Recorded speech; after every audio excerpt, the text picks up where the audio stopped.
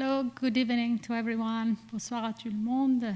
Bienvenue ici au CCA. Je suis Johan Borasi, directrice, et je vous donne la bienvenue pour cet événement. It is my pleasure to welcome everyone to this event, especially the brave one here in the theater with us with the kind of snowstorm in Montreal, and those who are actually following us virtually.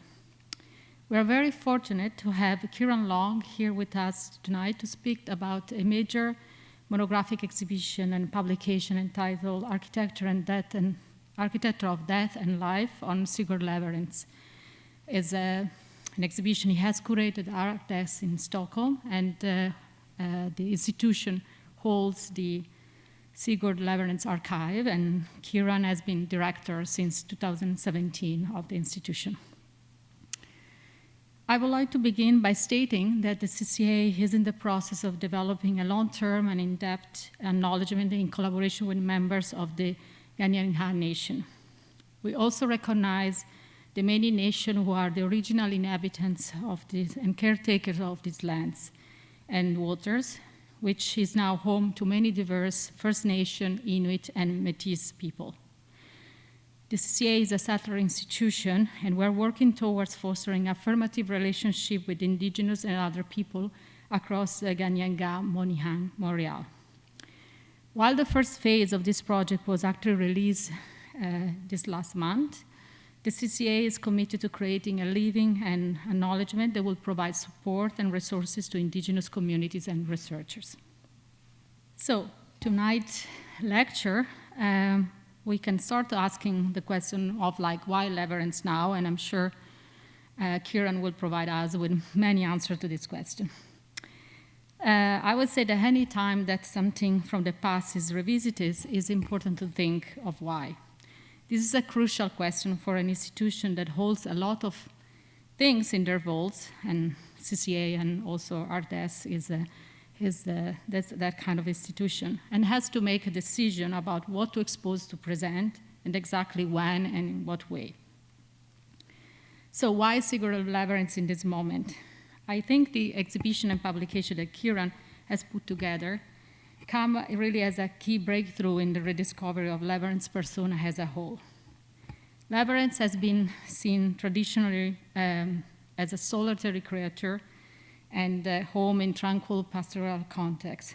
But in truth, his entire oeuvre represents a socially vibrant, industrial, and collaborative figure who affirmed the metropolitan and public intensity of his presence. So I believe these qualities draw us back to him, and we look for ways to understand the work with the condition of our present. And I'm sure that Kieran will expand on why we should look at Lewerentz today. I also think it was important to maybe understand why this event here at the CCA, and I think there are some affinities that is worth mentioning between ArkDes in Stockholm and the CCA.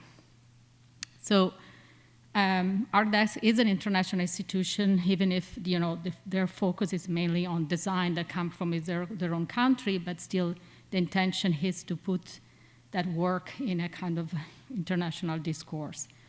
And I think both CCA and ArkDes, they understand and give an emphasis of architecture as a vital and public phenomenon. Also, we both think that archives and collection has a kind of potential to establish a kind of dialogue on question of architecture with the public, and especially archive, because of their unity, they have provides a kind of coherent voice. They have even a stronger opportunity in creating this dialogue.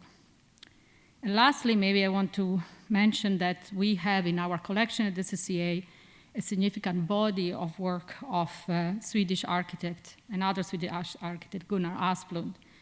And our collection has about 8 projects that Asplund has developed between 1930 and 1940. And so it's certainly interesting for us to learn more about Kieran's way of looking at at Lewerentz's material, but also that period, and learn from that of how we can read differently our own material. And now a few words about Kieran. Kieran has been the director of ArkDes, as I said, from 2017, but had before many prominent roles. He has been in the architecture discourse. He has been editor of significant publications such as Architecture Journal, Architecture Review. He has been architecture critic for Evening Standard. He has been a television presenter for architectural themed programming at the BBC. And he was the assistant director to David Chipperfield, curating the 2012 Venice Biennale of Architecture. He has been at the Victoria and Albert Museum, establishing their department in design and architecture and digital in 2013, and he was the keeper of this department until he moved to Sweden in 2017. So we will all look forward to hear from Kieran. There will be, after the presentation, a moment for questions and answer by Kieran. And so those joining virtually are welcome to submit a question in the chat or in the Q&A box, and we will bring the question here in the room.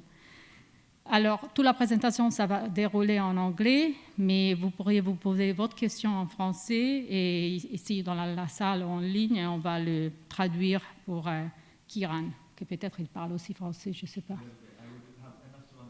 OK, il comprend très bien, donc, mais on va aider avec la traduction. So, with no further ado, please join me in welcoming Kieran Long.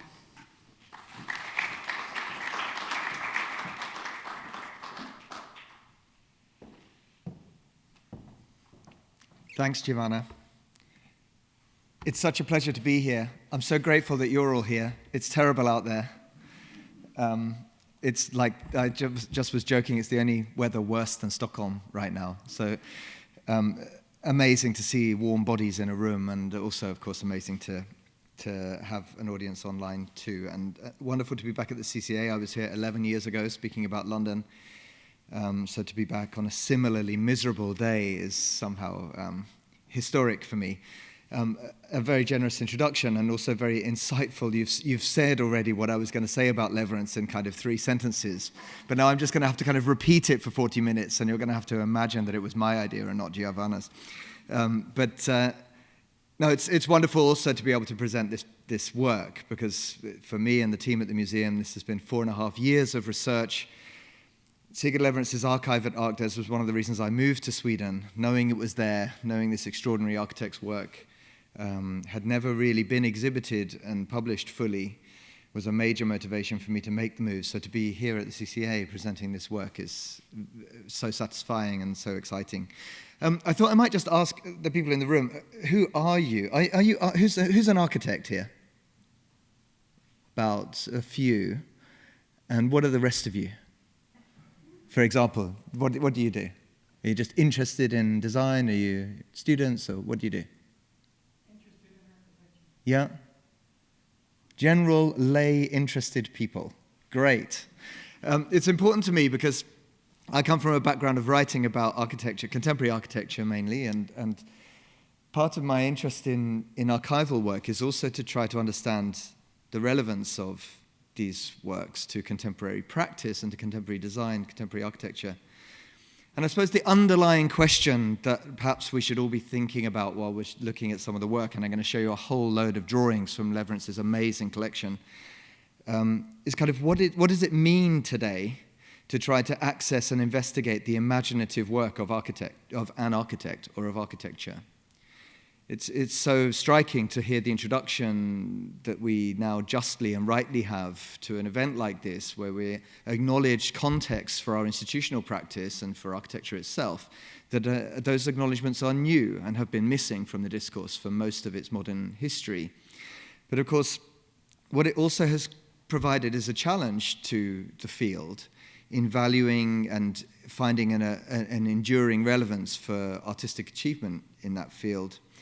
So, in a way, I'm going to unashamedly present to you the work of an architect who I think is probably the greatest architect in Sweden's history, certainly in its modern history, and who has made some of the most significant buildings, I think, in the modern period in the world. I'm not going to die for that. I believe it. I'm not going to force you to believe it. But this is a artistically significant body of work, I believe. And I'm going to tell you a bit why I think that is, and show you through the drawings what I think he did to be that kind of architect. And, this sounds perhaps like it could sound like a very orthodox way for a museum researcher to approach an archive. I love it, and I'm going to convince you to love it. Like, that's kind of a nice thing to do, and there's a little bit of that going on here. I love this work. I hope you also love it by the next 40 minutes is past. But it's far from my objective to turn Lewerentz into some kind of new star in a Valhalla of modern architecture, a new part of a canon. I'm not interested in that.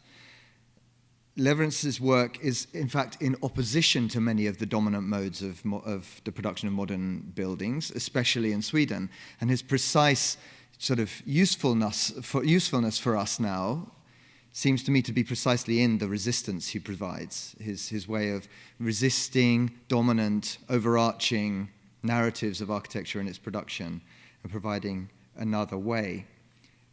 In the context of all of these, the new context for architectural research, for any cultural practice, this kind of mentality, this kind of mindset seems extremely valuable. We'll come back to that. But if you know anything about Sigurd Lewerentz, has anyone here been to Sweden? Have you seen any Lewerentz? Leave your hand up if you've seen any Lewerentz work. Lev has. Nobody. Great. One person, yeah. So, staff members at the CCA have done, but you guys haven't. So that's great also for me to know. Like, obviously, I do a lot of these, a lot of talking about Lewerentz in Sweden where people are quite familiar with the work, and I won't try to assume too much knowledge then. But if you know anything about Sigurd Lewerentz at all, you probably know that he did 2 really famous cemeteries and 2 very great churches. There are 4 works that define his reputation. The 2 cemeteries, one is in Stockholm, the Woodland Cemetery in the south of Stockholm, now a World Heritage Site and a really important public space still in Stockholm. The other one is the Eastern Cemetery in Malmo in the south of Sweden. And the 2 churches, which he made at the end of his life, are St. Mark's Church, also in the south of Stockholm, and St. Peter's Church, which you can actually see in this film that's behind me. These are 2 archival films that we dug up for the exhibition. This is a film that actually plays in the exhibition. This is, in fact, Sigurd Lewerentz on site at the Eastern Cemetery in Malmo, looking at the completion of his final completed building in somewhere around 1969, 1970. We're not exactly sure when the film was made. He was an old man, as you can see then. But anyway, these 4 projects, 2 cemeteries, 2 churches, have defined his international reputation. They're a reason behind a lot of architects, particularly practicing architects' passion for Lewerentz's work. They travel to Stockholm, they come to see the archive, they visit the buildings, they bring their students, and so on. And he is certainly a poet about these kinds of buildings, but in our topic, in our title for the exhibition, and my title for this talk, Architect of Death and Life, this is kind of the death part, right? 2 cemeteries and 2 quite serious, quite profound churches. What we found when we started to look at the full range of his 13,000 objects that we have, 13,000 drawings that we have in the ArkDes collection, is another picture of Lewerentz. A picture of Lewerentz that was interested in the life of the city, especially in the 1920s and 1930s, when he was a quite busy commercial architect, building in Sweden a kind of new commercial city, and passionately engaged with the possibilities of modernity and consumerism and neon and all of those things. And you're going to see some of those drawings now. Perhaps it would be good to flip over now to the presentation if our friends in the booth back there can do that. There we are. We didn't even make a poster for this in English because it's the pandemic, but this says Architect of Death and Life. I could also take questions in Swedish after, but not just in French and English. But so Architect of Death and Life, it's partly about that. It's partly looking at these 4 very famous, quite serious projects that have to do with your eternal soul and balancing that with another kind of practice. And it also in this title is something that I think makes Lewerentz uniquely challenging as an artist in a Swedish context, and maybe for the whole of modern architecture. But because being interested in the fate of your eternal soul and shopping are 2 things that are extremely unfashionable in quite a lot of the modernist project, especially in a welfare state social democracy like Sweden. Later in the 20th century, Like in the mid-20th century, the peak years of Sweden's construction of a new modern state using rational means based on equality and fantastic societal values of gender equality and income equality and so on, it becomes very unfashionable to think about God, and it becomes very unfashionable to think about shopping. Neither of those two things are really part of the welfare state, if you know what I mean. And Lewerentz never really relinquishes his interest in this. And I translate these interests into summing him up as an architect who's interested in both your most profound self as a human being, your most profound moments, when you're there at your son or daughter's wedding, or when you're there mourning your grandparents. Lewerentz's work makes a space for you in those moments. But think about you as at your most shallow. You're walking down the street, you're smoking a cigarette, your dog's with you, I want to buy that thing. Like the most shallow thing of human experiences. Lewerentz's work is deeply empathetic for that as well. And so he's interested in extreme shallowness, extreme depth, and nothing in between. Think of that kind of theme as we look at the work, and maybe you will get somewhere with Lewerentz. So death and life is about those things. And finally, perhaps, the death and life title, the film you saw. The picture we have of Lewerentz, if you know anything about him, is also formed at the end of his life, when a group of young architects were very devoted to him and spent a lot of time with Lewerentz, kind of working with him on late projects and advocating for him, recognizing his genius, and especially in a Swedish context. And in that period, he was in his 80s. He was an elderly man. He wasn't very talkative. He wasn't even very friendly. His wife had died. His kids were older. He lived alone. And a sort of image grew up of Lewerentz, as Johan mentioned, of a kind of lone, priest-like, silent figure, rather stern, rather practical, interested in making, not really interested in discourse.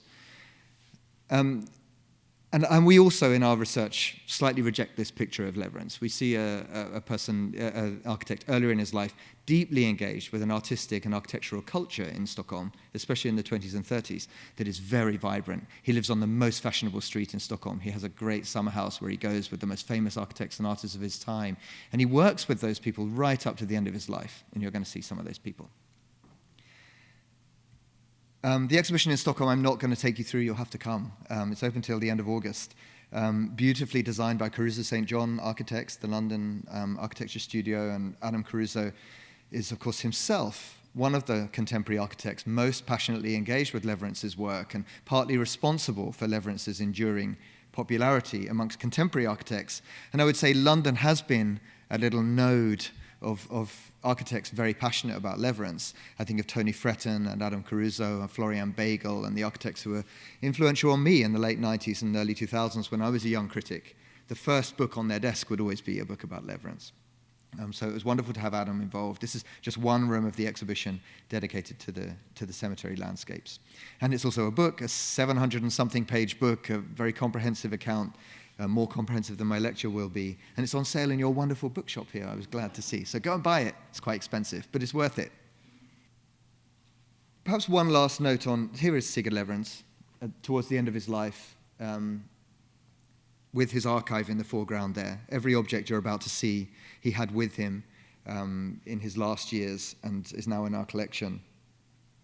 And I think Lewerentz, because of what I've described, is a certain sort of puzzling figure for our contemporary architectural discourse. Many historians of architecture today want to see architecture, for good reasons, as a kind of symptom of bigger economic or historical forces. You know, architecture shows you the injustice of a society or shows you the kind of dominant modes of political discourse, and architecture is merely a result of those forces. And then architects themselves, of course, want to see architecture as a meeting of materials, as a place where you can still manipulate matter into three-dimensional space and create effects with it. It's one reason why I think practicing architects love Lewerentz's work. There's a lot of effects, a lot of sensory effects. And I think these two cultures are in danger of separating. You know, a culture of history writing that is very engaged in the big narratives of history and a culture of practice that's very engaged in the practicalities of building.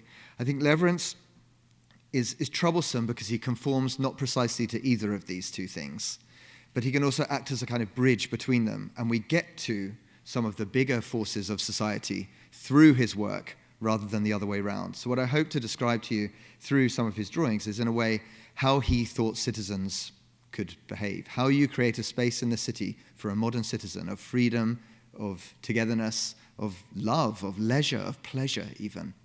You know, what kind of spaces are they? And that feels extremely relevant for the moment we're in right now. Let's get into some of the drawings. We start our story of Lewerentz at the end, in a way. This picture is a photograph of Sigurd Lewerentz's final working studio in Lund, in the south of Sweden. It was known as Svarta lådan, the black box. It was a small black box designed for him by the Swedish architect Claes Anselm. Inside it had no windows. It had this kind of strange silver foil on the walls. It was an addition to an existing house where Lewerentz lived. As I said, by then his wife had died. He was living alone in this house. And he had with him all sorts of objects and things which you see in these photos. For instance, can you see my cursor here? Yeah. This sculpture maquette that stands on this windowsill is in fact a maquette by the Swedish sculptor Bror Hjort for a much larger sculpture that stands in the lobby of Lewerentz's Malmo opera, Malmo City Theatre, which he did together with two other architects. He kept that. That was completed in 1945. This is a photo from 1973 or something. You see strange objects that we can't identify that are not in the collection. We have wonderful photos like this is Lewerentz as a quite old and shriveled man drinking a glass of whiskey with Bernd Nieberg, this young architect who he worked with on some late projects, this strange silver foil on the wall. And what you see here, these files, these folders are what the museum now has. We took them into our collection after he died, and the collection itself was arranged by him during these years. He spent 5 years going through his own collection. We don't know if he threw things away or how he rearranged things exactly, but the order that we have the drawings now are also his. He curated his own archive in those final years. And in our exhibition, we've recreated some of these a little bit, like this sequence of posters, for instance, which are posters from, art exhibitions he saw in Paris, posters he himself designed, a small model of a shop front he made in the early 1930s, and portfolios and books from his wonderful book collection, which include Renaissance drawings and 19th century Parisian shop fronts and a whole range of amazing books of architecture from the Islamic world. We have all of this stuff in the collection. It's in the exhibition too. We have objects that are quite difficult to explain.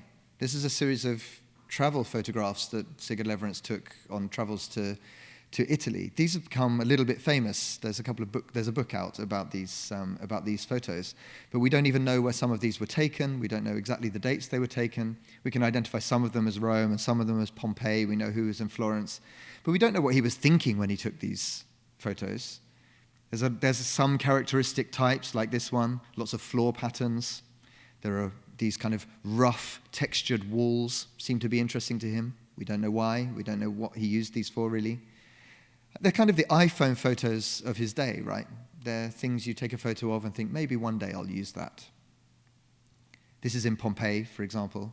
A very beautiful photograph. Some of them are composed and beautifully, others much more sketchy and even out of focus. And I showed these partly because a trip into an archive like this is a trip into a person's imagination, and we can't be in it. We can't exactly know what he was thinking about, but we can get close to them, and maybe you'll recognize some things when you see the drawings from his own, some of his interests that are somehow in these photographs. And there are things like this, cuttings. It's no coincidence that in 1920 rather, that he was looking at war time cemeteries. He was deeply engaged in the design of 2 major cemetery projects, and he cut this out probably while having a coffee one day in a Parisian cafe and took it back to Stockholm and put it in his files, and we still have it. Lots of postcards from his travels. He had 3 studentships in Germany, so there are a lot of material from Germany. Some of it somehow, like this one, an image really of its time, somehow foreboding. Must have been interesting to be in Berlin in the 1910s. And then others which are directly related to continuing interests, like this, an image from a famous department store on Kurfürstendamm in Berlin. He, of course, comes back to Stockholm and in the 1920s designs lots and lots of shops and commercial interiors. rural buildings in Denmark, we don't know exactly where, and a range of other material. And I'll end that series with this amazing drawing, because this is one of my favorite objects in the archive, and it's not drawn by Sigurd Lewerentz. This is a drawing by an architect called Torsten Stobelius, who was in fact Sigurd Lewerentz's first business partner in the 1900s. They had a practice together for, I think, around 10 years. Did some wonderful work together. And it's kind of charming to think that Lewerentz in 1975, just before he died, had this drawing by an old friend on his wall, and a travel drawing, of a bishop's chair in a quite famous cathedral in the Veneto, in Torcello.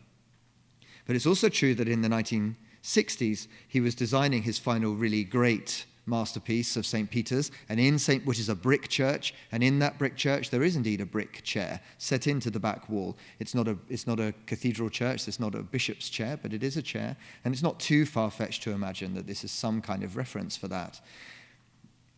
We don't know, but what I think we can tell about Lewerentz is that his references, he wasn't an architect who shifted from one style to another. He was an architect who had all of his references with him all of the time, and they would come back in unexpected ways from unexpected parts of the timeline.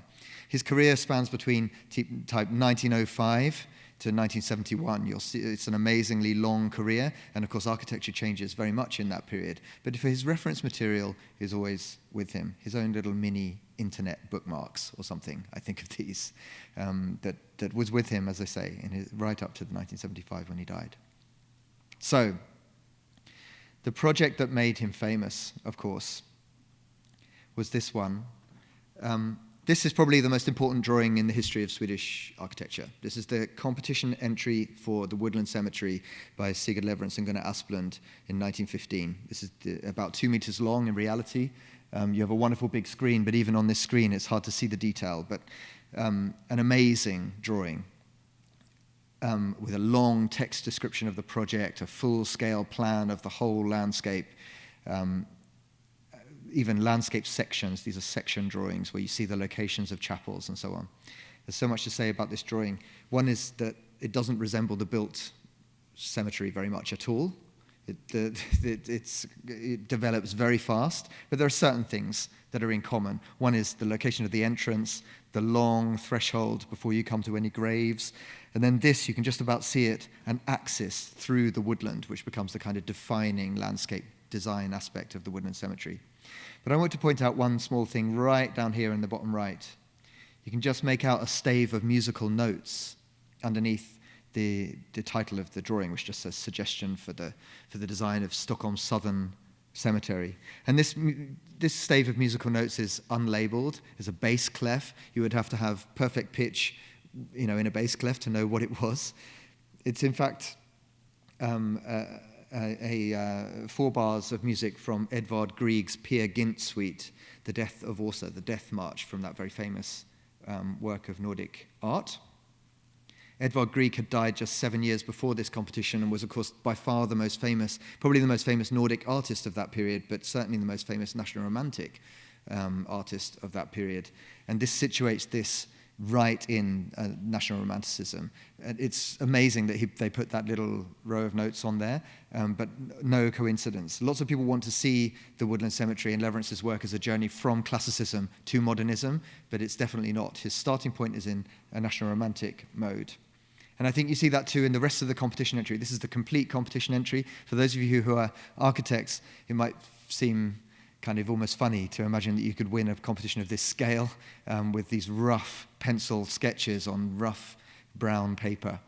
But none of these correspond in any way to what was finally built. I'll flick through them rather quickly. But they definitely have the atmosphere of the Woodland Cemetery. And if you've been there or know anything about it, these beautiful overdrawn photographs are precisely the atmosphere of the cemetery, the bright Stockholm summer light through the high canopied fir trees with graves spread amongst the foot of the trees. These three drawings, I think, are incredibly evocative. They're quite small. They're only kind of that size in reality.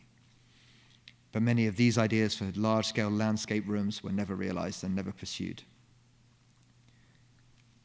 But he was 29 years old, and so was Gunnar Asplund when they won this competition, and it kind of instantly made them into very significant figures in the Swedish architectural landscape. He'd done work before this, he'd produced buildings before this, but this was an important moment for them. And if you haven't been there, I can't really, in the time we have available, describe to you the Woodland Cemetery, but I wanted to zoom in on one aspect of it, which feels very important, and that's this, which is the entrance.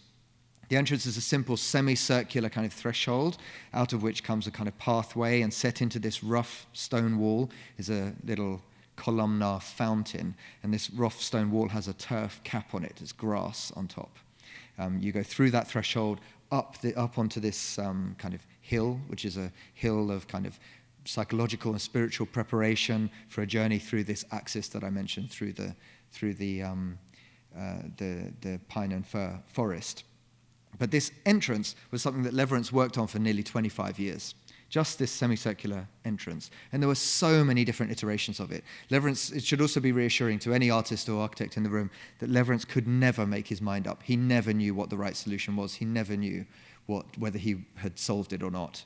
And it was always pursuing multiple parallel projects for every single commission. In fact, some of his clients got tired of it, and in the Woodland Cemetery, he was kind of sacked for that reason for a period. But you see, for instance, in a drawing like this one, a gigantic kind of necropolis that appears of lots and lots of buildings which are not in any way what appeared finally. And just in this semicircular entrance, you see the appearance of obelisks and artworks, small kiosks for flowers, little baldacchinos and porte cochere, and they go away again, and then suddenly it's a more modern kind of form here, and there's a kind of square sort of setting for a sculpture. But the proposal I wanted to just bring up was this one, for an open-sided Greek temple, again, not built, in this semicircular entrance threshold. This seems to have been something he was reasonably serious about, this proposal. An open-sided sort of Doric temple with no great decoration on it, but also no real function other than just standing under it to keep the weather off you. And you see this in this beautiful drawing, the very simple plan. There are just 12 columns here. But if 12 circles, which are the 12 columns. But if you look closely, of course, you see this strange double square appearing amongst the columns, interrupting this rhythm. And you wonder, what could that be? And annotated on the drawing, it says telephone kiosk. It's a telephone box. This is like the world's most elaborate telephone box. It's kind of like a joke, right? It's kind of funny. Like when you first read that, you think this is just like, he must have done it as a kind of joke. He can't have been serious about this. But for me, this is a kind of little key to what the Woodland Cemetery actually is. This is a kind of work of poetry about technology. Everything about the Woodland Cemetery is a reaction to traumatic, very fast technological change. And when you go there today, you don't see any technology. It doesn't look like technology. But in this period, Stockholm was growing fast, especially in the southern industrial part of the city, so large numbers of people were dying for new reasons, and a new large-scale cemetery was needed partly for that reason. The only way to get there was by underground, the tunnelbana, the metro system, which was completely new. You know, how do you get off a mechanical train and then get into the frame of mind for mourning and for loss? And then most traumatic of all, Sweden was suddenly promoting the idea of cremation as opposed to burial. Suddenly, we're not going to bury your dead, you're going to burn them. And what should that look like? How do you make that make sense to citizens, like overnight, if you're going to change that deep-seated rich societal ritual? And everything in the Woodland Cemetery, for me, is a work of poetry about that threshold of technological change in 1915, we're talking about. And when I'm being at my most instrumental, and in my work at ArkDes, I do a lot of work on contemporary urban policy. It seems to me that there's a direct parallel with the question of ecology today. We stand in the threshold of traumatic, technologically driven change that we know will change all of our lives forever, and probably already has. But there is not yet an aesthetic project of it that gives us an idea of what kind of citizens we'll be able to be in that new reality. Well, that's what Sigurd Lewerentz was able to do with the Woodland Cemetery. And now, on every All Souls night, on November the 1st every year, somewhere around 30,000 Stockholmers go to the Woodland Cemetery with a candle. This is in the country in the world that is the most secular, least likely to believe in God in the whole world. Sweden's a very secular country. But they go there out of a sense of ritual, a sense of collective public celebration and remembrance and mourning, with there's no church service, but there's a cross there. And if you were to ask those citizens, what are you doing? You don't believe in this. Well, I wonder what they would say. And maybe they would just say, but the Woodland Cemetery is there, so we do it. The Woodland Cemetery creates this space for us, so the ritual happens. It's very moving to be there. It shows that it's one of the most alive and symbolically rich public spaces in Sweden today.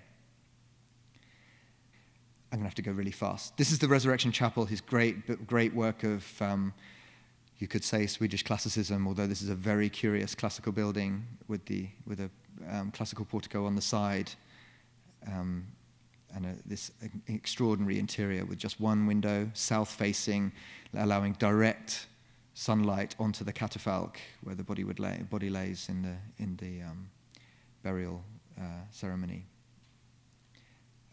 And really, this is just a little taster of the extraordinary range of his drawing. I mean, these are, of course, not all by Sigurd Lewerentz's own hand. They're by his office.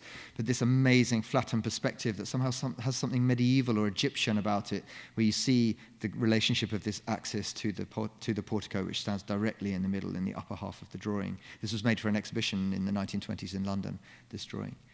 And you see a bit of his working method, how he probably employed assistants to make tens and tens and tens of options with tiny adjustments of proportion, of the placement of artworks, of decoration, and so on, and would then tape them to his wall and just judge them visually. I think this is interesting for practicing architects to think about how different this is to architectural practice today, where you have a digital model that one constantly iterates. You don't look at parallel options anymore. You look at the digital model, and then you update the digital model. This is another way of working, and I think interesting from that point of view. Wonderful drawings like this. This is a one-to-one veneer layout drawing of this amazing chair, also from the Resurrection Chapel, from Lewerentz's brief Pompeian period. This amazing double-curved leather woven chair with this veneer exterior. This is a one-to-one drawing, very beautiful. Sketches. This is a one-to-one drawing of one of the columns from the first building at the Eastern Cemetery. In the interest of time, I won't go deeply into the Eastern Cemetery, but he won this competition in 1917. And perhaps what's most interesting about it is that unlike the Woodland Cemetery, the Eastern Cemetery is very much like this. It was built very much like this. There's a half of it that is formally planted in these kind of hedged rooms, another half which is much wilder. Today it has trees in it, divided by a natural ridge in the landscape. What did change, and what's so fun to see, is between him winning this project in 1917 and building the chapels in 1943, architecture, of course, changes radically. So this is the first proposal for the burial chapels. He goes through a strange hybrid of classicism and what are these even? Burial mounds, industrial chimneys, strange kind of formal language. The classicism now exists only really in a porte cochere and some tombs, until we get to this version where we start to see a version of the chapels which is more like what was built, but still not like what was built, a colonnaded space outside a more modern chapel. Another version which was fully resolved in the drawings but is not the built version, and this is in fact more like the built version. These amazing stone-faced colonnades in front of these brick buildings.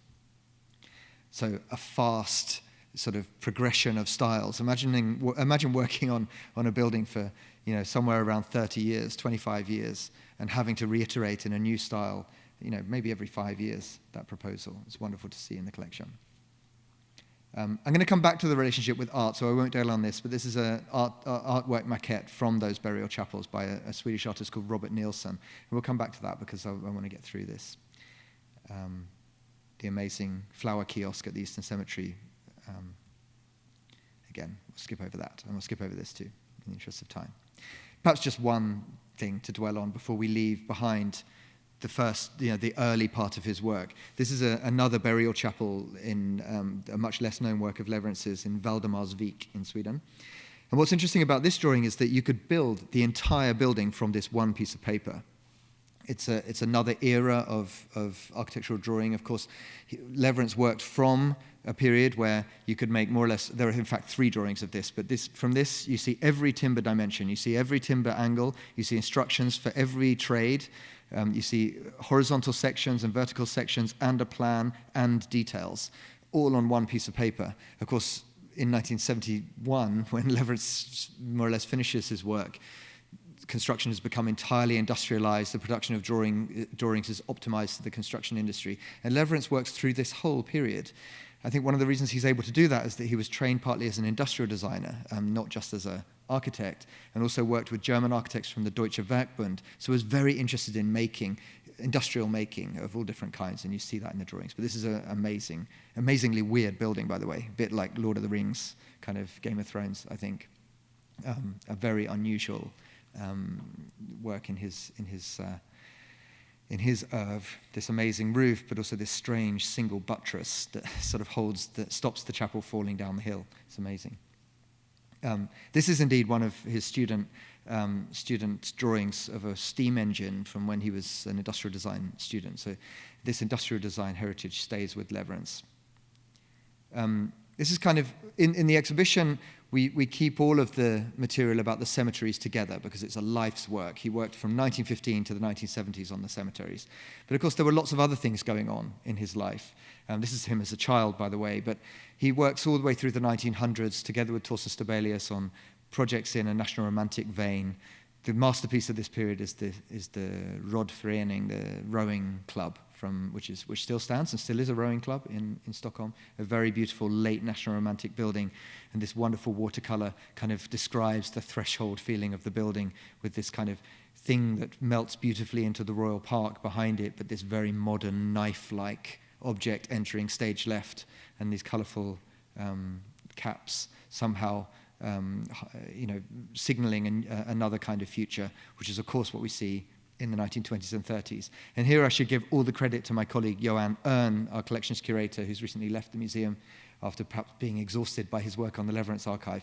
But his most deep research was on this period, the late 1910s, 1920s, and 1930s, where Sigurd Lewerentz is a commercial architect, a part of an architectural culture. This is the dinner held for the opening of the Stockholm exhibition of 1930 with all of the great names of Swedish modern architecture there. This is Lewerentz at his summer house with Gunnar Asplund and Oswald Almqvist and all of their wives having fun. And the decisive moment in that period was the Stockholm exhibition of 1930, a large-scale exhibition which kind of introduced modern architecture and design to Sweden.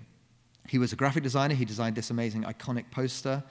He also designed furniture, a piano, a bus, pavilions for department stores, experimental housing projects, other graphic design projects. He did the kind of brand and logo and much of the printed material for the exhibition. So an amazing range, and the drawings from this period are simply incredible. This is a design drawing for a chair with this amazing woman in the background with specific jewelry on and specific clothes. There's a kind of very clear attempt to reference, fashion and who this woman may have been.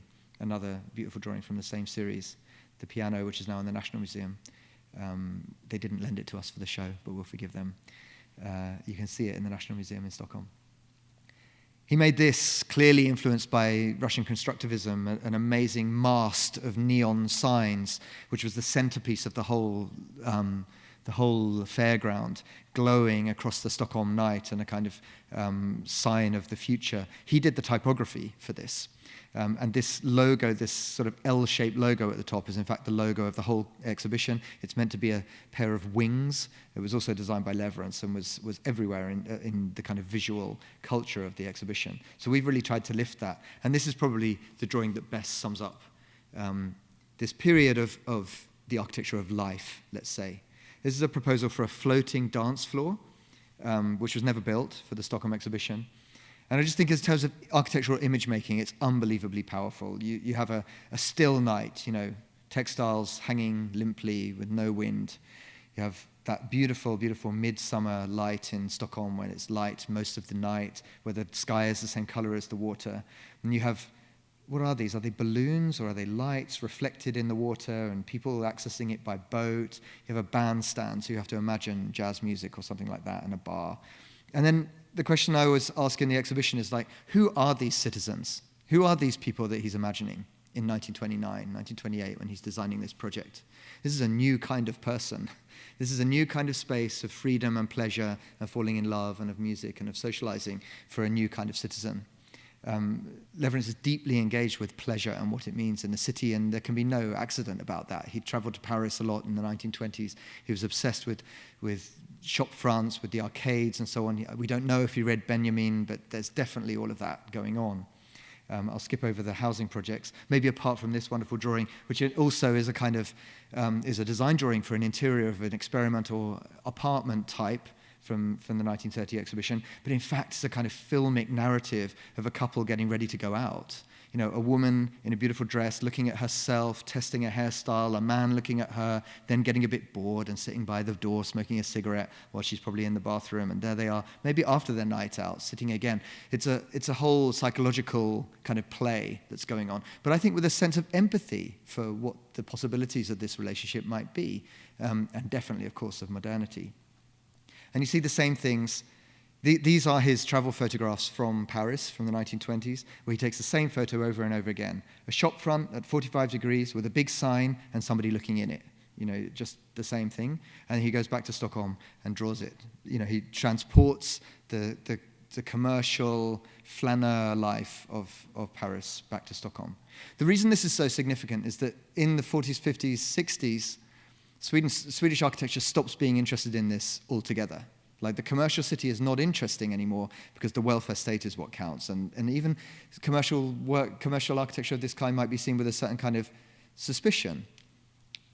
It's another reason perhaps why Lewerentz is such a provocative presence in Swedish architecture, because he clearly loves this kind of city. Like, he clearly is engaged with it thematically and artistically. He even founded a company that could build and fabricate interiors, signage and branding for shops. So he was actually practically involved in these things too.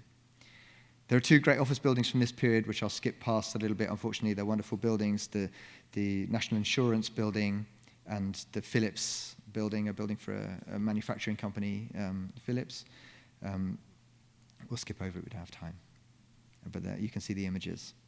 And then in the 1940s, a big change in Lewerentz's life happens when he buys a factory and moves to an industrial town 1.5 hours west of Stockholm and becomes a manufacturer. He lives above it in the roof structure and designs this beautiful apartment for himself. Many of these objects are in the exhibition. You'll spot this little sculpture I pointed out earlier on. So he lives with his things.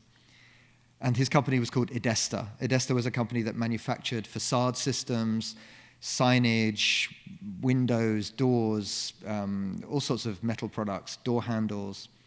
And he had many, many patents for this. He was deeply technically involved in these kinds of things. These are some of the samples from our collection. Beautiful snakeskin door handle there. Look at that, luxurious stuff. And this was the brand.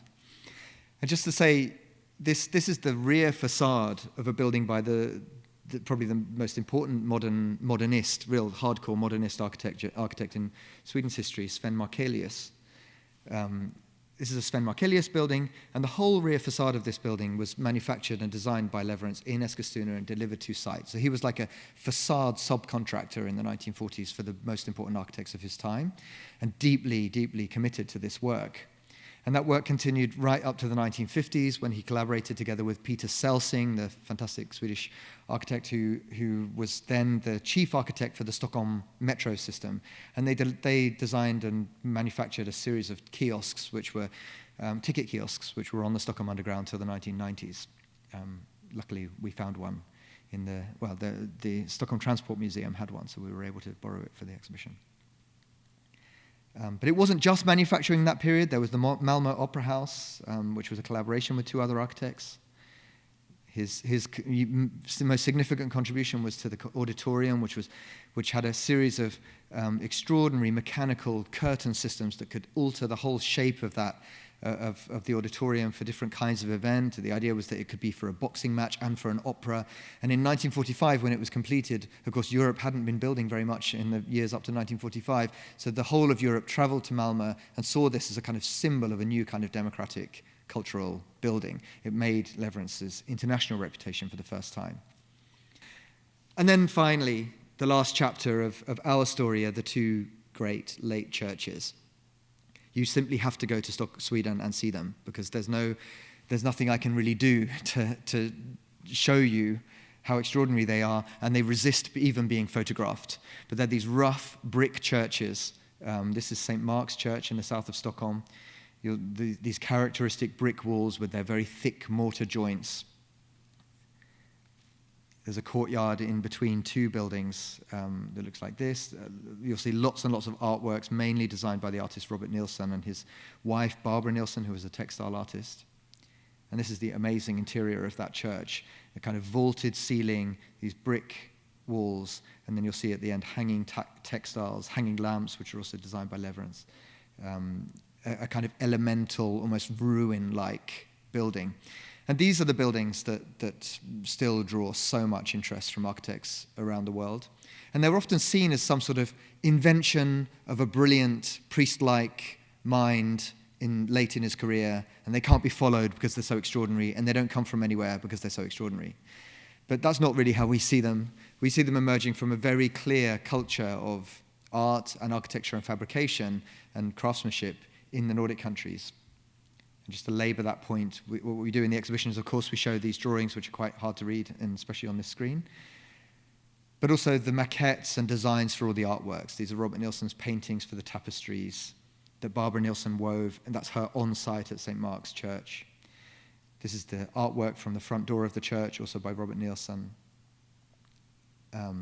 This is the baptismal font, a wonderful minimalist artwork, which is the kind of hinge around which that whole interior works, also by Robert Nilsson in collaboration with Lewerentz.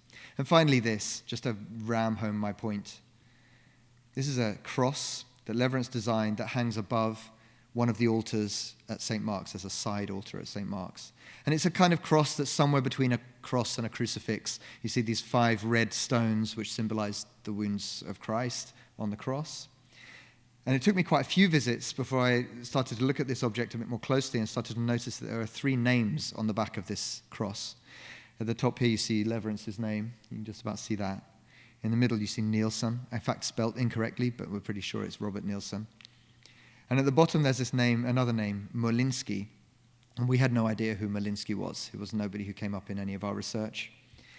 And so, in fact, this is like great museum quality research. I put it on Instagram and said, "Does anyone know who this Molinsky was?" And the City Museum answered in Stockholm and said, "Yeah, we know," because they'd just been doing a whole bunch of research about people who got arrested in the 1900s and 1910s. And Molinsky had got arrested in the late 1900s as a 16-year-old for stealing something from a shop or something. And it turns out that he later in life became a welder and then a metal fabricator. And he made all of the metal objects that are in St. Mark's Church, and possibly some of the ones that are in St. Peter's. We don't know for sure. But that a cross would hang above the altar of this church that has the name of an architect and an artist and a craftsman on it says something, I think, profound about where this church really comes from. It comes from a culture of making that's deeply collaborative. And that's backed up, of course, by the many other extraordinary aspects of this building that are crafted in very precise and specific ways. The floors, for example, of which there are no drawings because Lewerentz was on-site directing the work with craftsmen in real time. And it's a little bit the same thing with St. Peter's. This is his final large-scale project. It's a wonderful church in the south of Sweden. The drawings, again, very dry, and by this time, the beautiful, well-clothed women of the 1920s are gone. But of course, he's at the height of his sort of artistic powers here, and marshalling not just the symbolism of how a structure can also be a cross, how an artist. This is an artwork by Sven Exet Eriksson, probably the most important painter of this period in Swedish art. They were friends. Exet Eriksson worked on site on some of these, in fact, a tapestry. And maybe I'll leave you with this, which is one of the most amazing moments in the history of modern architecture anywhere, I think. This is the baptismal font at St. Peter's Church. It's just inside the door of the church. In fact, what you don't probably see in the shadow there is, in fact, the door into the church. And the ground of St. Peter's is not level, so you are kind of constantly on hills and descending down and so on. So you can see the kind of belly-like bulge in the floor here, and then a cut in the floor. And above that cut is a simple metal frame on which stands a giant conch shell. And we have, in fact, the other half of this shell, their spare shell, in our exhibition. And water drips from this shell constantly into this gap and echoes around the space. So there's a kind of soundtrack to this space constantly. And of course the light, it's a very, very dark room, and you come in and this shell is bright white, almost blindingly white in the kind of, in the contrast with the dark room. It's a kind of amazing, effectful artistic gesture. But his idea to use this shell came from very prosaic and sort of friendly conversation with the artist Robert Nielsen, who had a wonderful house quite close to this church. And Lewerentz would go there and sit in their garden. And in his garden, he had 4 of these conch shells. He just liked them. He was a sculptor. He thought they were beautiful. So he traveled together with Lewerentz down to Copenhagen, and they bought one of these giant conch shells and brought it back to the church and installed it here as the baptismal font. So this great genius architect, in fact, gave away the responsibility for all of the most important parts of his buildings to artists, because he knew that artists are better at that than architects are.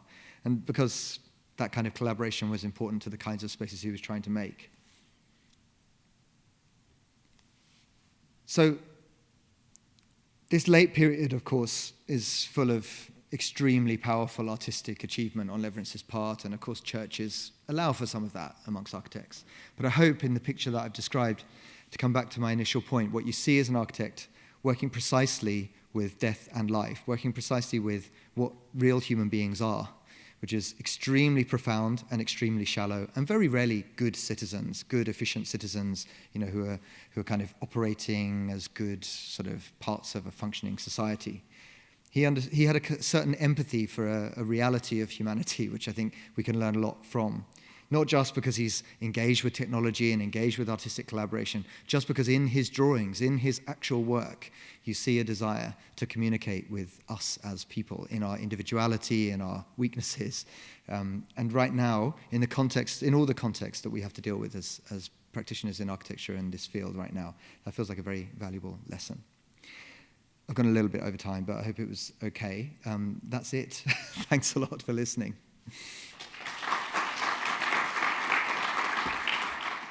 This was a wonderful, sorry time pressured you, but it was a kind of wonderful dive in the persona of Lewerentz and in the archive, and especially seeing, how, the depth of an archive can really reveal.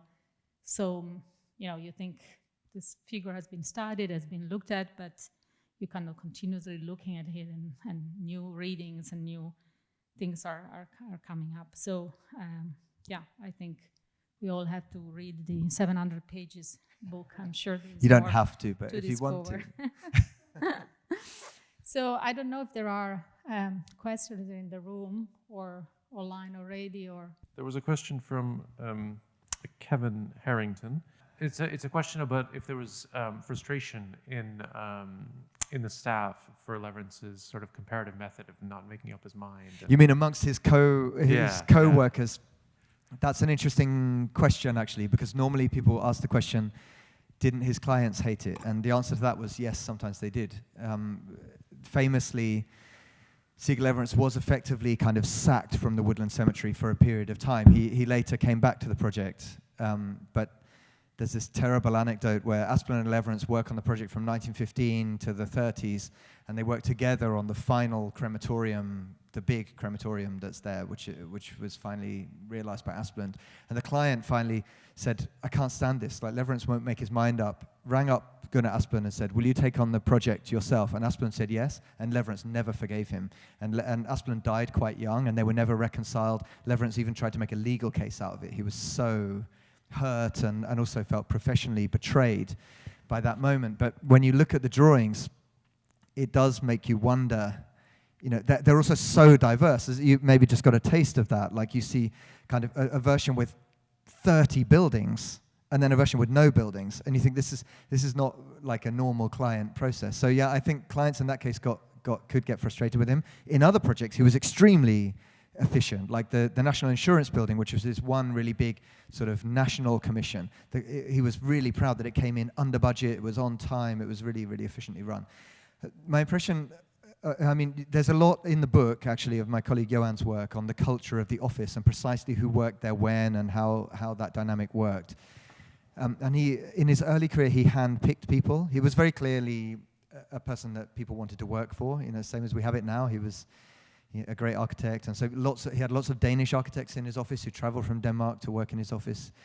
Lewerentz often said he preferred Danish architects to Swedish architects, which is a bit harsh on the Swedes, I think. But and they appear to be very devoted. It's hard to know. I mean, so for instance, there's a quite prominent Danish architect, Kay Fisker, who worked in Lewerentz's office in the 20s and 30s, I think, and remained devoted to Lewerentz his whole life. Made exhibitions about him later. He was so.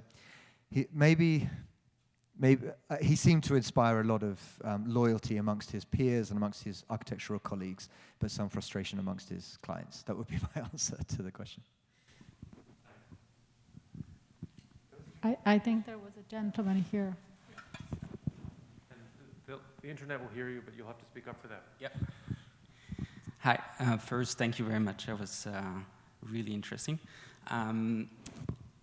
Amongst all the very strange architectural decision Lewerentz did during his career, there is one specific enigma that I've been obsessed with many years, and I'm wondering if you have an opinion on this, or if maybe going through the archive you find some sort of interpretation or a way to interpret that decision. And I'm referring to the way in the Resurrection Chapel, the entrance sits with a very awkward angle from the main building. And this is especially knowing that there is a water pipe going on the facade of the building, right where the entrance sits further away from the main building. Lovely question, thank you so much. But it's precisely an example of what people get about Lewerentz. It's why? Why? What's this about? This weird, tiny shift of an angle between two walls, which you can't even see in my photographs. You can see when you're there, because you can. What you're describing is very hard to describe. Is in the Resurrection Chapel, there's a big columnar portico, which you all saw, which terminates the axis through the woodland. And the actual body of the building is, in fact, not attached to that portico. It stands just centimeters away from it. It looks like they're attached, but they're, in fact, not attached. And one's at I think, a 3-degree angle. So it's actually unattached by a tiny wedge-shaped piece of sky you can just about see through the gap between the portico, this columnar. So in fact, it's not a portico because it's not attached to the building. It's more like some sort of freestanding temple of its own. Why? The answer is, I don't know. What's amazing about Lewerentz is he doesn't give you any guidebook. So he doesn't write about this, and he never lectured about it, and not because he's not an intellectual, but because he wanted you to wonder about that. And the kind of infinite wonder infinite puzzle of that is precisely the quality of the building. You know how science fiction can do that to you? It's wow, yeah, but what if, that's what his architecture can have that. It creates a space in the mind that makes you wonder things like that, and I don't think there's an answer. I mean, I could answer that, yeah, the portico is aligned with the axis, and the church is aligned with east, but that doesn't really work either, and yeah. But I don't think there's really an answer. I believe have a I theory. will never have the answer, but I like to think that, or maybe to compare that decision with another very strange decision from another architect, Adolf Loos, with the Loos house on the Alexanderplatz, where Loos decided to, in the chapiteau of that very classical facade, to replace a piece with a metal beam that is extremely thin and that really makes the whole thing stranger than it should be. And I like to compare both decisions, in a way to just make a statement that maybe we should not look at those classical reference too seriously or too too much in a first degree, and just to take a step back and look at it differently. I'm sure you're right about that. Yeah, I think it's such a great question, because it's that's why there's this quality of Lewerentz's work that people I just need to see it for myself, because maybe I'll be the one to figure it out, But you never figure it out. And maybe it's the quality of any really great artwork. It's infinite. Like there's a space in it that's infinite, and the space is for your imagination. And I think in architecture, what's powerful about that is that we rarely, maybe I grew up as a critic with like the British high tech, like the world's most boring style of architecture in history, like because it's sort of about technology, but it is also technology. So there's no poetry at all. It's just like, oh, it's made of steel, and it's sort of doing exactly what it appears to be doing. And so it's not art, really. It's just something else. What I was trying to describe about the Woodland Cemetery is that it's poetry about technology. That is really extraordinary step to make, to understand that the aesthetic project of technology is not itself technology, that those two things need to be not separate, but they need to be considered with different kinds of imagination. And I think what you're describing, these moments of strangeness that make you pause and make you wonder, are precisely the space he creates in his work. Maybe in the meanwhile that Lev is walking, maybe I will ask you something, Kieran. I was interested in to understand like his relation with time. Like you said, I thought it was very interesting, that drawing with the kind of telephone booth in the cemetery, and then you said, and then there was another period where his work on like shopping was really not about what maybe society was focusing in that time. So it seems like really on time on certain moments and maybe off time, but it was this part of all of like his work, or it's like it's like on time in a period and then it's off time. Like how, as an architect with such a long career, is able to relates to society all the time, or yeah, I think that's a really interesting observation, that maybe in if you work that long, you're going to some of your career not really be, somehow you're not going to be meeting precisely what the time demands of you. And of course, Swedish architecture in the middle of the century becomes very much about the building of the social democratic welfare state. It's a wonderful period of architecture, but Lewerentz almost doesn't do anything in that period. He doesn't build any housing, you notice. There's not a single multiple housing project by Lewerentz in the modern period. He does National Romantic housing, but not. And, I sometimes wonder whether, I think he must have had the opportunity to do that work, but decided not to. Or maybe I think he was very engaged with his manufacturing business in that period. I think the thing that your observation is absolutely right. I think what's interesting about him and time is more that I think his work is not really that fashionable. Like when it's fashionable, it's extremely fashionable. So like the drawings I showed of the furniture and stuff, that it was hated by everyone. It was when he displayed his furniture, for example, in those beautiful drawings that I showed of these fashionable women. All the critics hated it because all the critics were modernist by then, and they thought, this is bourgeois, so this can't be good because it's not for the people, because it was too, But all the traditional people hated it because it was like, weird and hybrid, and, so he just got slammed from every direction mainly about his decorative work. We look at it now and think, oh, that's kind of beautiful, but it was really provocative. Like the wallpapers, people hated them so much. Like there were these amazing quotes of people saying, it made me feel physically sick to look at these things. So he was like actually really, And I think he was just kind of, what I was going to say in response is that what you learn from Lewerentz is that he's not that interested in his time, he's interested in his practice.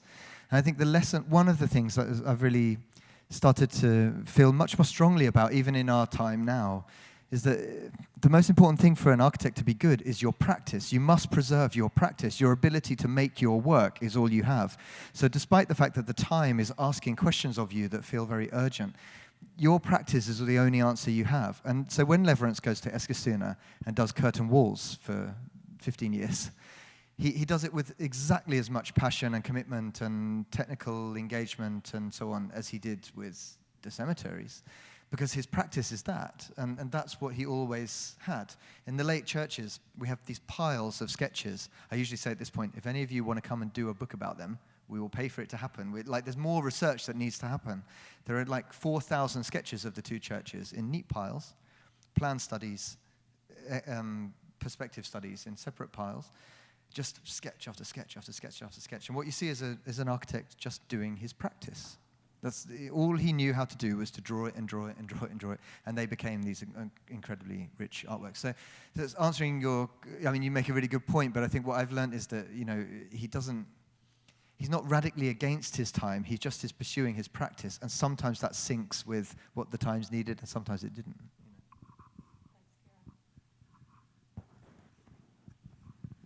I guess I was just kind of curious as to when you're studying Lewerentz's work, how did studying his genius sort of positively impact your life personally, and how do you feel like that could positively impact other people's lives by studying him more? That's a really disarmingly good question. Like, if I'm really honest, then I'd like to give you a really honest answer. The reason I started to like Lewerentz at first was because people a lot more clever than I did loved Lewerentz, and I thought he must be good. If I'm being really honest, like, and maybe all of us as young people have that experience. It's like, wow, all the architects I think are really cool love this guy. There must be something there. So that was the first thing when I was in my 20s and writing about architecture with some of the names I mentioned. I got an informal education from them. I didn't really know what I was looking at. I hadn't seen the buildings.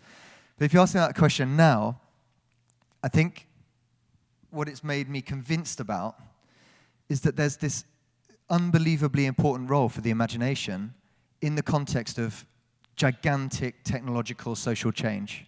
Like, your imagination is the only thing that matters in that change, and your ability to turn that imagination into some sort of practice that can make, in this case, buildings or landscapes or whatever your work is, whatever one's work is.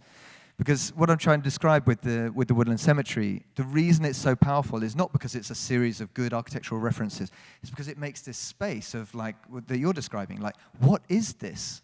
And you have to, and it engages you in all your uncertainty, you know, and allows your uncertainty to have space, and doesn't force you to decide, doesn't try to make you a good person, it doesn't try to convince you of anything, it's not selling you anything, it's just making a space. And that seems to me to be urgently what we need, like an empathetic, you know, in the face of radical climate disaster, what do we need? We need spaces of empathetic freedom to think and be together and understand these new conditions. And Lewerentz was good at that. And I believe that an imagination, not an individual genius, but, you know, artistic practice can make those spaces. And so it's given me that kind of faith back that, like, despite social upheaval, we all, as citizens, our individual imaginations have like a vital role. That might sound a bit much, but your question was very sweet, so I thought I'd give you a bit of an answer, like over-honest answer, maybe, not very academic answer.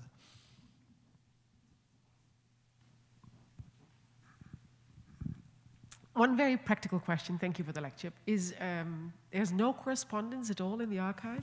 Yeah, there is correspondence in the archive. So we didn't get into it here. It's hard to exhibit correspondence, as you know. Like, no, but I'm asking because you had a lot of, let's say, we think this, but we're not sure. We don't know why. But actually, correspondence often gives you kind of, and especially in those times, correspondence was they would write letters 5 times a day or something. Yeah. So we have some of that, and it's interesting. Like, because we have Gunnar Aspland's collection. Well, all the stuff that you don't have. We have. There's a story there, which is really interesting, by the way. Anyway, so we have Gunnar Aspland's correspondence. So when Gunnar Aspland and Sigurd Lewerentz get into a fight, you can see the correspondence between them. I think Lewerentz is an extraordinarily empathetic artist, but a not very empathetic person. And in his writing, there's not much description of how he feels or what he thinks about things. There's a lot of very practical problem-solving stuff. And then, for instance, we have one letter in the exhibition about this argument then with Gunnar Aspland.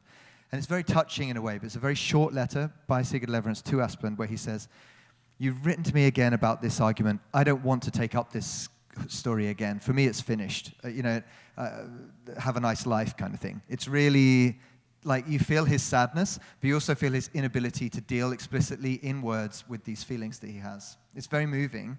But so in a way, what I'm saying is that you can tell that he was an emotionally engaged person, but not somebody who expressed himself in that way in his correspondence, and I don't think there's much of that in it. On the other hand, there are things that give us clues to his some parts of his artistic approach. So, for instance, he wrote a book chapter about tombstone design, gravestone design, where he explains what he thinks how he thinks gravestones should look on a landscape. For instance, he thinks gravestones should lie flat. And that's for him, in fact, they don't at the Woodland Cemetery in the end, but they're very small, very low gravestones. And he writes about that, and in a way it's very precise, like very narrow bandwidth that he writes about, but he's very passionate about it. He also writes, in his early career about cremation partly, and about the new rituals of secular sorrow and loss. But yeah, I mean, late in his life, he doesn't do a lot of that. I think the point, so we have some correspondence. Lots of it's very practical. He writes sometimes in architecture magazines in the 30s and 40s about his work, but it's all like, we use this kind of brick, we use this kind of steel system. And I like to imagine that his unwillingness to interpret his own work is the thing that gives us so much space for the kind of thoughts we're all having now. Like, because he doesn't tell you, you can wonder about it. And you'll be wondering till you die, and that's a pleasure. And God knows, like, we know what to think about Rem Koolhaas, because he's written every single book that could possibly ever be needed about every context for his work. And Lewerentz is the opposite to that. And maybe that's going to be the cool thing. Like, don't write anything about your work. It will get better, Well, I'll say that in the age of social media. But then, so you don't know, because I was struck by the moment you mentioned that he was moving to this factory and changing life in a way. And so you don't know why he did that, because he didn't write about that? Or? No, he didn't. And this brings up another issue with our research. So Lewerentz died in 1975, and that means most of the people who really knew him and worked with him are also dead. So, there are people who met Lewerentz still around, but they met him when they were young and he was old and so on. And we've, of course, interviewed those people and met them. In the 1980s, when Janne Arlin wrote his book, he could still talk to people who worked with Lewerentz. And Arlin's book reads that move to Eskilstuna as a kind of, he was very disappointed by the way his career was going, he was very disappointed by the Woodland Cemetery fiasco, and he left. I'm not sure that, you'd have to ask my colleague Johan too, who really did the deep biographical research, especially on the 30s, about this, but I don't think either of us think that it was that exactly. We think he was really engaged with the manufacturing business. He really wanted, his kids had grown up and left home. He felt free suddenly to move from Stockholm to be near to this production. I'm sure maybe he was a bit of a repressed man in some ways by our standards, proper man, and maybe this withdrawal was partly an avoiding of some raw wounds that came up in that period. But we'll never really... Janne Arlin definitely thought so, and I've got no reason to not believe him. He was there at the time and spoke to people who were there at the time, and we can't do that. Was he a spiritual person, or did he start thinking about spirituality as he was working on a cemetery for 30 years? Or was he this kind of a practical person throughout the whole process? And if yes, do you think the fact that he worked with artists was kind of to give way to this spirituality that he maybe thought couldn't insert into the churches or the cemetery, etc.? I mean, you answer your own question with the second part. It's a beautiful observation. Of course, that's what he was doing. He but the first part of your question is interestingly phrased, because the question I get most often is, do you think he believed in God? I don't know if that's exactly what you're asking. What you said was, do you think he was spiritual? He was born in 1885, so to some extent he certainly was a church-going Lutheran, as everybody would have been. What we know about the cemetery, so there's two answers to that question. About the cemeteries, he was engaged very directly with crematoriums and what they should look like. So one of the projects I skipped over was in fact an experimental theoretical project for a crematorium that was exhibited in exhibitions in Copenhagen and around, where it was a non-religious building about mourning in the context of, burning bodies and not burying them. And it was this long, long building, and you went from darkness to light, and there was this whole drama of spatial drama that wasn't about God at all. There's no religious imagery in it at all, but it's very definitely spiritual, or whatever that kind of means. But yeah, it's very definitely about something that's not physical. So in that period, I would say he's practically involved in questions about what's the right articulation of loss in the modern world, kind of thing. But whether that makes him spiritual or not, I don't know. With the late churches, so he's an old man then, when he's doing the churches, late 50s, 60s, he is directly involved in questions of Lutheran theology. He has an advisor, in fact, for the late period of the St. Mark's process and St. Peter's, who was a Lutheran priest and theologian who later wrote a PhD about Lewerentz's work in Swedish, which is, I think it might be translated now, called Adversus Populum, which is a phrase referring to a particular way of arranging a Lutheran church. And this PhD is about Lewerentz and about Peter Selsing's modern churches. And they had a friendship, and so Lewerentz was directly engaged in sophisticated questions of Lutheran theology. And you also have to imagine that this is the period of the Second Vatican Council, when churches are not just churches anymore, and both churches are community centers. They have nurseries and creches and community spaces, and you go to St. Mark's, it's amazing. Like Narcotics Anonymous meets there, and across the courtyard are the kids in an open preschool, and it's still more like a community center than a church. I showed you the church bit because it's the fun architecture bit, but there's a children's theater, there's all sorts of community facilities. So he is directly engaged with intellectual currents in theological circles that he interprets and puts into both of the churches, I would say. So does that mean, so the second question, you didn't ask the question, but I'll ask the question. Did he believe in God? That's an impossible question to answer, but he certainly understood religion very deeply and very specifically. And I have a very quick question that follows that. You showed a project of the cemetery, and there was one half that was kind of very geometrical, and the other half that you said now is filled with trees. Was there a practical reason for that, or was that just, whether you prefer one or the other? No, I think Malmo's interesting because Malmo's in the very south of Sweden. Things grow there a bit more easily, like it's a better climate, so you could have a bit more formal planting, I think, and manage it better. But what's beautiful about Malmo is that it has this natural ridge that cuts the whole landscape in two, and all of the early chapels are dug into the ridge. So I didn't really show it, but colonnades of classical columns are in this kind of earthwork, and you go into this earth, into these tiny chapels and rooms, and then on one side is this formally planted landscape, and on the other side is this wilder landscape, and behind that actually is all of the functional buildings which he also designed in a National Romantic mode. It's quite different because it's as much of a kind of procession as the Woodland Cemetery, but it's much less about the kind of drama of the trees. It's more about a kind of a series of geometrical figures. You have to come. We'll go there together one day or something, because we're running out of time. But they're both beautiful projects, of course. Question online. You hear me all right? So from Philip Tidwell, comparing the Resurrection Chapel to the small chapel at Forsbacka, of which there are many versions, all of them slightly out of square for no apparent reason. And in many of these sacred buildings, there seems to be a conscious effort to resist precision and order, whereas in the commercial work, there's an embrace of those qualities. So is this life and death, or a conscious attempt to distinguish between craft and technical production? I think it's a very sophisticated question, in which the answer is in the question. I think yes, is kind of the answer. But I think, like the question of order, like, maybe one way of answering that very broad question is like, are these buildings really classical or not? Like, they've got columns, but are they really what we think of as classical architecture? And I think also for young architects, like for me too, like getting into what classicism means in architecture is a really tricky thing. Like, it's the dominant mode of architecture for hundreds of years, but we don't really know much about it, and there seems to be some kind of science to it.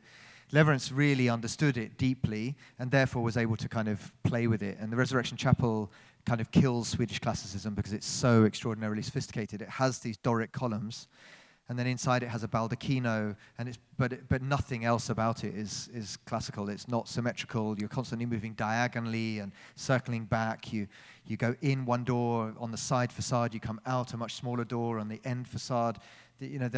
Like I said, the only window in the building is in the south facade and lets direct light in. It's a very curious building that's hard to categorize as classical, I would say, whatever that means. So I think there's an interest in order, but just in the same way as I was trying to describe with what I think is important about him in general, like, he knows that human beings are not ordered, and so the buildings are not ordered. They provide all these gaps and lacunae and strange, difficult to really fathom decision-making moments, and moments of technology or moments of craft that are extraordinarily detailed, and moments of kind of blankness and emptiness and so on. And I think, like, I think in both of the commercial work and the more religious work, there's a kind of projecting, you can project yourself onto them. I mean, we didn't get into it, but the National Insurance Building, which apparently is an office building and apparently is very, very ordered, this kind of grid of square windows in a wall, like on 3 facades. It's almost like forbiddingly ordered. In fact, it's so ordered that it starts to be like a bit maniacal and a bit mad. And when I spoke at the reopening of it after a refurbishment, and I was like, but this is not order, this is like Kafka. You know, like Kafka worked in insurance. That building is an insurance building. It's built almost at the same time as Kafka is writing the trial. Like, this can't be, like, he sees bureaucracy as something potentially nightmarish, which we all know it is. And in a way makes a building, I don't know, this is definitely my idea, but like, it makes a building that is a little bit of a nightmare. Like, it's a nightmare of order. It's not ordered, you know. So he's constantly creating a kind of, maybe it comes back to what I'm trying to describe. He's an artist because he understands that the aesthetic project is not the same thing as the practical project. You know, those are two related things, but you know, he has an aesthetic project that is doing something opposite to what the brief is telling him to do. Thanks a lot, Kieran. I don't know. I think we have really over. That was a lot. Yeah. Over asked you, and thanks for all your generosity. Maybe I will just ask one last question that is more about a kind of institutional program.